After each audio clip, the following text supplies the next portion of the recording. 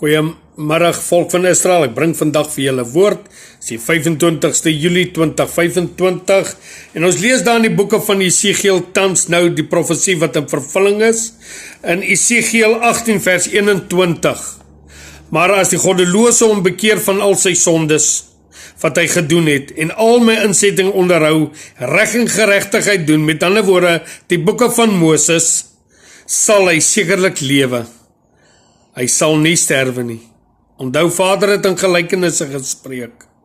Hy sê in vers 22 van Esegiel 18, al sy oortreding wat hy begaan het, sal hom nie toegereken word nie.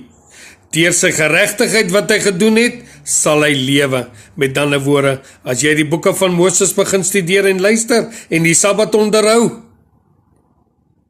sal jy lewe.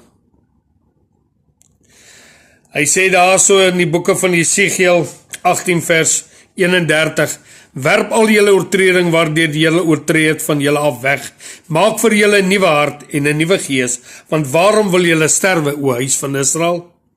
Want ek het geen behaag in die dood van hom wat sterwe nie, spreek meester Jahwe. Bekeer julle dan en lewe. Soos Vader vir ons kom sterwe het, in sy handeling toe hy op die aarde was, toe hy in vlees by ons was, het hy vir ons ook gegee in Johannes. Kom ons lees die boeke van Johannes 8, vers 51. Voorwaar, ek sê vir julle, as iemand my woorde bewaar, sal hy die dood in der ewigheid nie sien nie. Hoor julle wat sê Vader? As jy my woord bewaar, met ander sy gebooie, en jy doen die boeke, die wette van Moses, keer terug na sy Sabbat, sal jy in der ewigheid nie sterwe nie.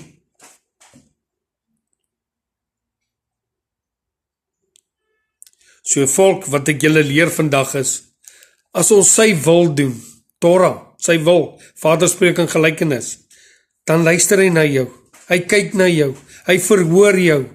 Hoor wat sê hy hierso in Johannes 9 vers 31, en ons weet dat Elohim nie sondaars verhoor nie, maar iemand wat godvreesend is, met ander woorde, as jy weet van die Torah, die boeke van Moses, hoe hy Moses geleer het om die volk te leer, dan gaan jy ook begin godvreesend raak vir die Vader van hemel en aarde, en wat hy kan dood.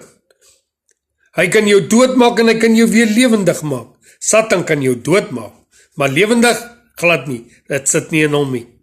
Net in my Vader, wie se naam Yeshua, HaMashiach is. Hy sê, maar as iemand godvreesend is en sy wil doen, met ander woorde Torah, die verhoor hy. Halleluja. Met ander woorde, hy sê daar so in Matteus 10 vers 34, ek kom nie om vrede te bring, maar die swaard, het hy vir julle gesê, as ons nie gaan terugkeer na sy insettinge en sy verordeninge, deur die boeke van Moses wat hy vir ons gegee het nie, sterwe ons. So dan doen ons wat Vader vir ons leer deur sy woord. Mag julle almal 'n geseënde dag hê, en mag Vader julle oë open, om sy liefde raak te sien, wat hy vir julle het. Mag julle geseënde naweek hê. Shabbat Shalom. My naam is Frikkie Roubach, julle kan my skakel by 064 9466 312. Shalom.